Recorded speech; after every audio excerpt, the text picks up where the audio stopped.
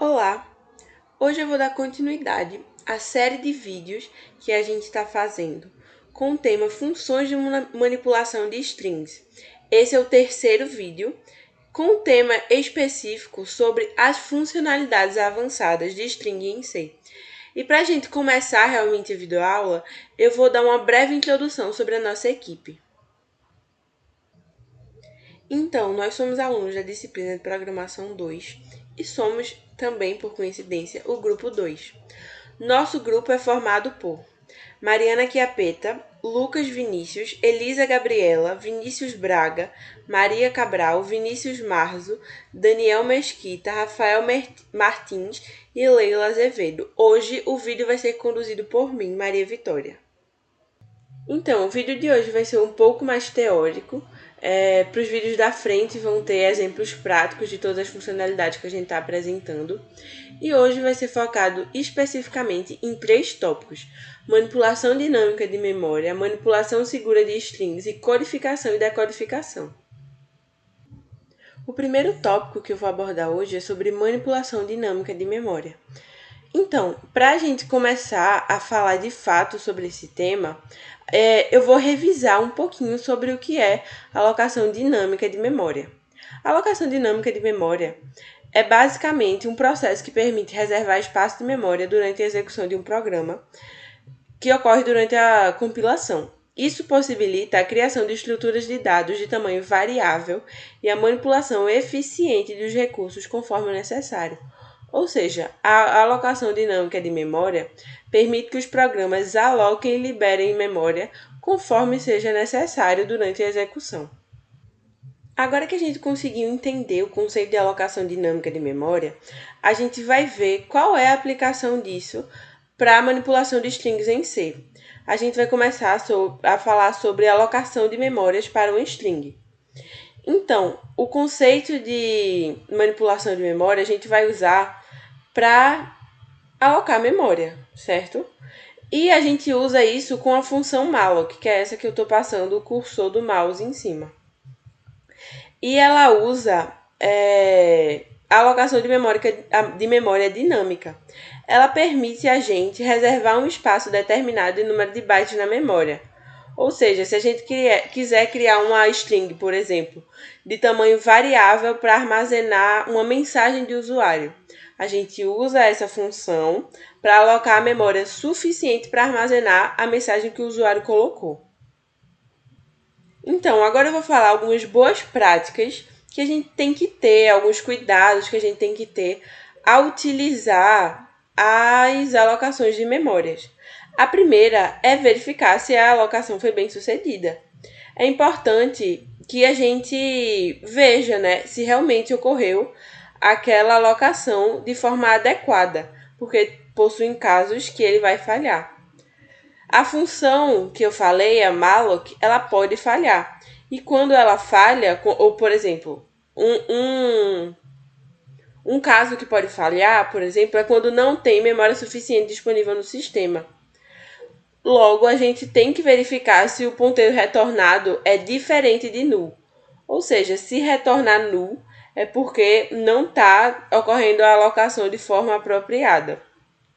E nesse caso, a gente tem que lidar com essa situação de forma apropriada. Como, por exemplo, informar o usuário que o programa deu erro ou encerrar o programa de alguma maneira segura. Outra prática que é muito importante é liberar a memória alocada quando a gente não estiver mais precisando dela. Isso é feito usando a função free, que é essa aqui que eu estou passando o cursor em cima, que ela libera a memória associada ao ponteiro. É importante lembrar que é de responsabilidade do programador, ou seja, nossa responsabilidade, garantir que toda a memória alocada dinâmica seja liberada de forma correta. Caso essa memória não seja liberada de forma correta, a gente pode enfrentar vazamento de memória, o que pode levar a problemas de desempenho e problemas de estabilidade no programa. Partindo agora para o segundo tópico, iremos discutir agora sobre a manipulação segura de strings. E o que é a manipulação segura de strings? Ela é fundamental para evitar a vulnerabilidade de segurança, como por exemplo os estouros de buffer, que é quando uma string é escrita além dos limites alocados. E isso é só uma das diversas vulnerabilidades que tem associadas à manipulação inadequada de strings em C. E o que a gente deve fazer para lidar com esses problemas de segurança? A biblioteca C ela nos fornece versões seguras de algumas funções de manipulação de strings, como essas duas que eu estou passando com o cursor em cima. E essas funções elas permitem especificar o tamanho máximo do destino para evitar estouros desses buffers que eu comentei anteriormente. E além dessas funções, existem outras boas práticas que a gente pode adotar para evitar a manipulação de strings de forma segura. Por exemplo, a gente tem que validar a entrada do usuário para garantir que não exceda o tamanho esperado. E basicamente, para concluir, é essencial priorizar a manipulação de strings de forma segura nos nossos programas em C. Isso não apenas protege contra a vulnerabilidade de segurança, mas também contribui para a confiabilidade e para a robustez do nosso software. Partindo agora para o nosso terceiro e último tópico para ser abordado dentro da nossa terceira videoaula, vamos falar um pouco sobre codificação e decodificação de strings. Então, a codificação e decodificação é fundamental para lidarmos com diferentes formatos de dados e para garantir a integridade das informações que vai ser transmitida.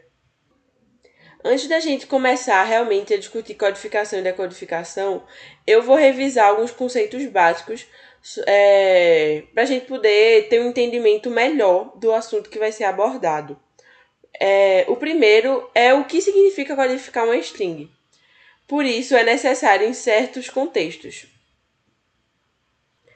Antes da gente começar realmente a falar de fato sobre codificação e decodificação de strings, eu vou dar uma revisão básica novamente sobre um dos conceitos que a gente precisa ter consolidado para poder continuar o entendimento do assunto, que é sobre o que é codificar uma string. Então, codificar string é referente a um processo de converter a representação de uma string de um formato para outro, enquanto a decodificação é o processo inverso da codificação, ou seja, é converter uma string codificada de volta para o seu formato original. Então, a necessidade de codificar e decodificar strings, ela surge em várias situações, como, por exemplo, a comunicação de dados pela internet, armazenamento de informações em banco de dados ou até mesmo a transmissão de arquivos entre sistemas com diferentes conjuntos de caracteres. A capacidade de codificar e decodificar strings é essencial em uma variedade de situações, incluindo comunicação de redes, armazenamento de dados, processamento de arquivos, e compreender esse processo nos permite manipular os dados de forma eficiente e segura. Então, esses foram os nossos 3 assuntos abordados no vídeo, e teremos mais 2 vídeos de continuidade sobre o assunto, de forma que a gente consolide strings de uma forma muito bem. Em vídeos posteriores, a gente vai abordar exemplos e vamos abordar outras funcionalidades dentro das strings. É isso.